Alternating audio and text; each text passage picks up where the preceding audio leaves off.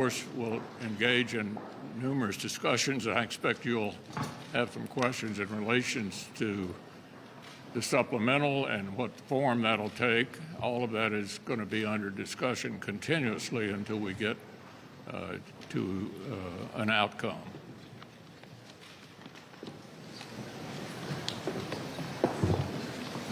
Much of the evil that we've seen in the Middle East in the last couple of weeks, the murders, the kidnappings, the unspeakable acts against humanity have all been enabled by Iran. Our own State Department says that Iran has contributed $100 million per year to terrorist organizations in the last few years. And we know that over 90% of Hamas funding comes from Iran. And you add on top of that now the fact that in the last 2 weeks, Iranian proxies have attacked American service members in Iraq and Syria 25 different times. Iraq is at the core of all this violence and chaos and instability and hatred, frankly, that is plaguing that region of the world. And it is time for our administration to take a hard line in their dealings with Iran. And of course, that means no more lifting of sanctions. In fact, we would put sanctions back on. No more unfreezing of billions of dollars to pay for prisoners. That I'm glad at least right now the administration has frozen that $6.6 billion again.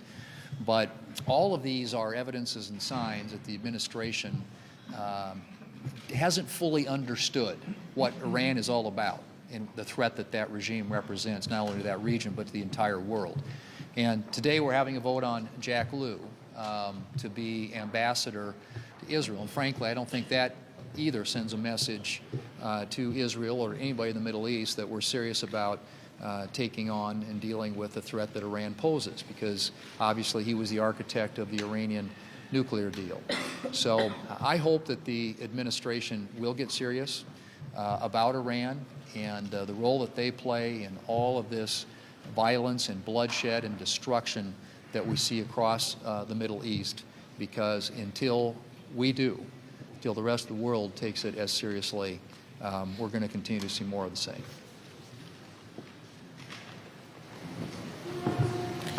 I've just returned from the southern border, and it's painfully clear that with Joe Biden's open border strategy, we're at increased risk of terrorism.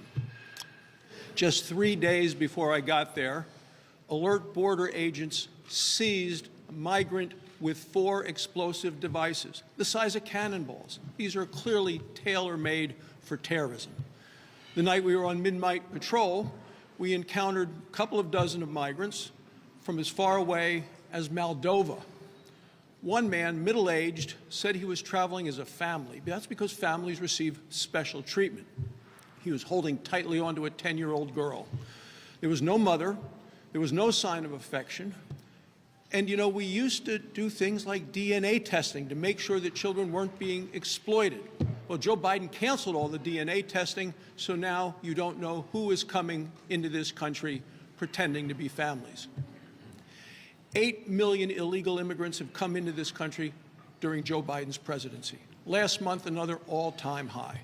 It's gotten so bad the Department of Homeland Security has issued an increased risk of terrorism in this country. Of those 8 million, 2 million are gotaways, people that run and hide so they're not captured. Even if only 1 of 1,000 of them are terrorists, that's still 2,000 terrorists in our midst. Remember, 9/11, it only took a dozen terrorists to take down the World Trade Center and hit the Pentagon. The Border Patrol knows what we need to do. It's enforce the law. It's bring back the Remain in Mexico policy. It's this ending of catch and release and finish building the wall. Joe Biden won't allow any of it. Any additional border funding has to be used to stop the flow, not to make them come faster. Republicans in the Senate and the House are committed to fighting for our homeland security, even if our president is not.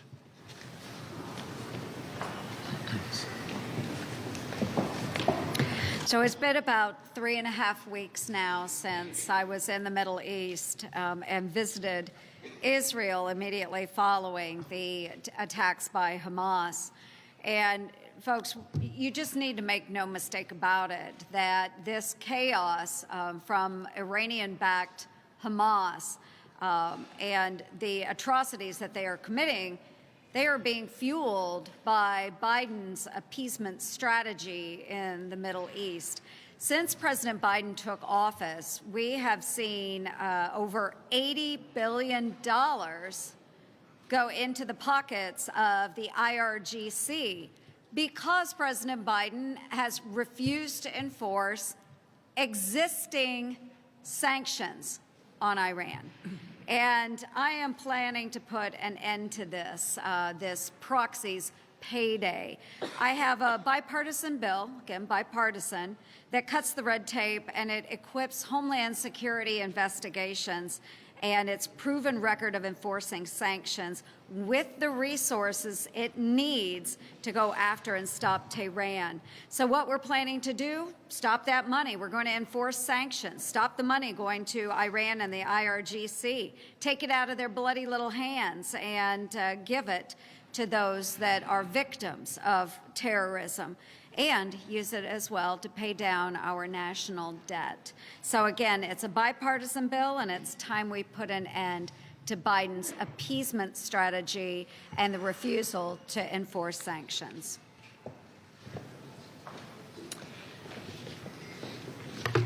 Good afternoon. This morning, we had a hearing in the Appropriations Committee with Secretary Blinken and Secretary Austin to talk about the supplemental and the needs.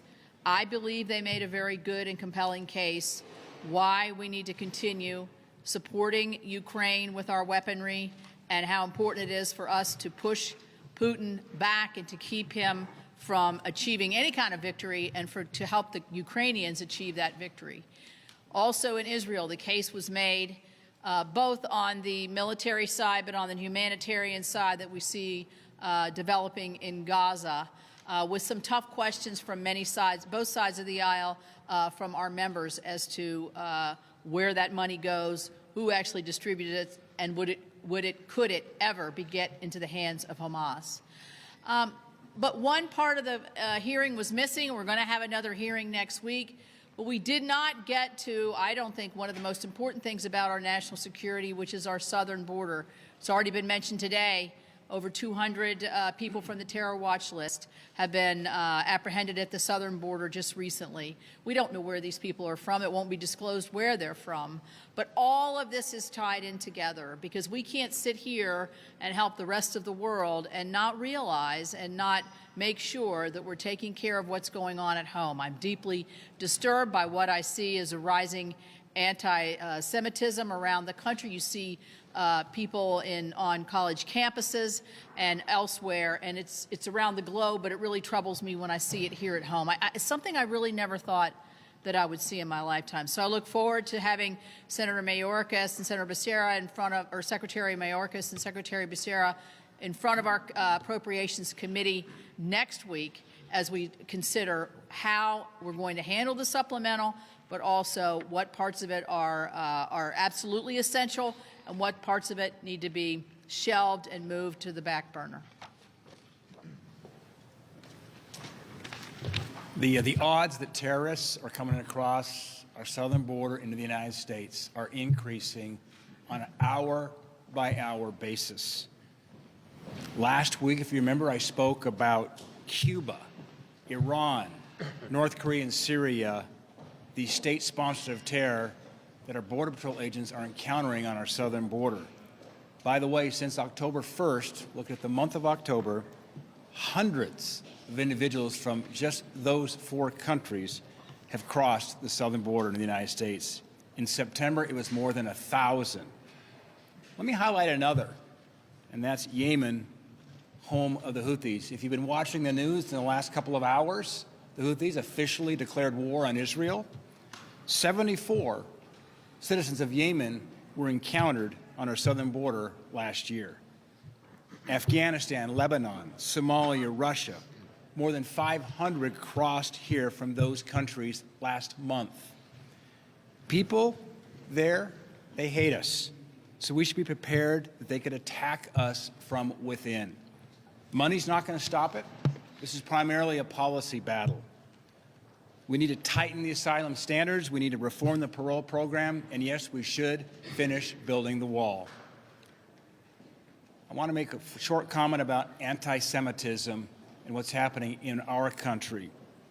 Over the weekend, we saw protests over in London. We saw riots in Russia in an airport searching for Jews, asking for papers to find the Jews. But here at home, look at our campuses. Cooper Union, Jewish students were locked in a library, hiding in an attic, scared for their lives. Cornell, Jewish students were threatened and told just to hide. In Tulane, Jewish freshman was assaulted and a nose broken. Anti-Semitism equates the hatred of the Jews, and this must be forcefully condemned by U.S. leaders. Leader McConnell. Good afternoon. What do you say to some of your Republican critics who oppose your advocacy for Ukraine? Senator Paul said that you were trying to undercut the new Speaker of the House. Senator Hawley called your position a, quote, mistake. Well, let me just say that conceptually, Senator Schumer and I are in the same place in the sense that we view all of these problems as connected. Ukraine is part of it.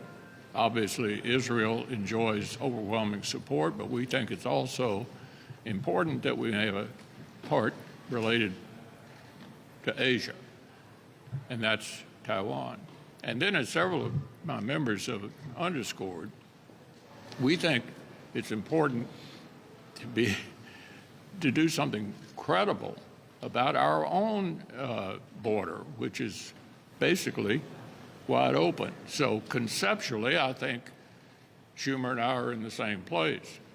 In terms of the details, what is really needed to protect the border? Not a bunch of money going to Chicago and New York, but something seriously drafted. And we were working on that, and I think the Democrats will have to accept a really serious U.S.-Mexico border protection bill in order to get our people on board for a comprehensive approach. But it seems like there's disconnect between you and some of your Republican members, specifically on the Ukraine issue, not so much on the border. Well, I don't have to explain to you. The form that the bill takes will be determined by the majority leader. And we'll see after that whether there are amendments offered and how they turn out.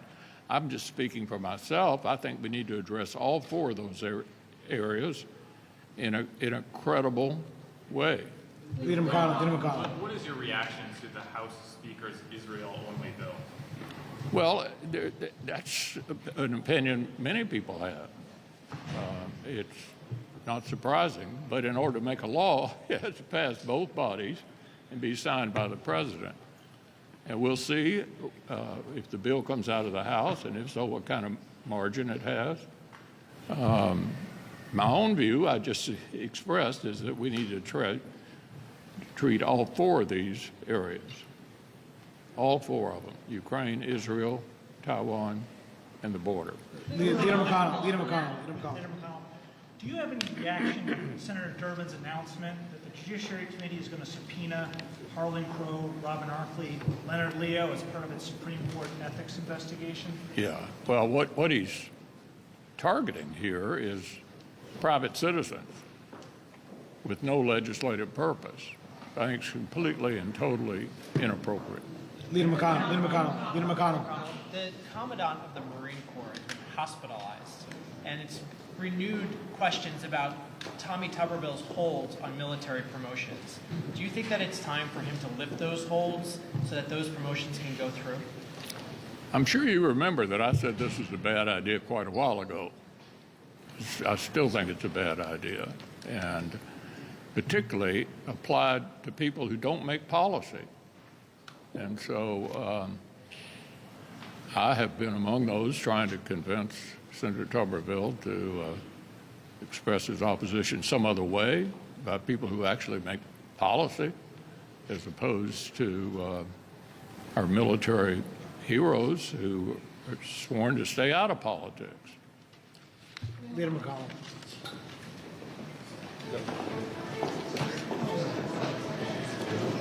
I was rooting. Could you have this?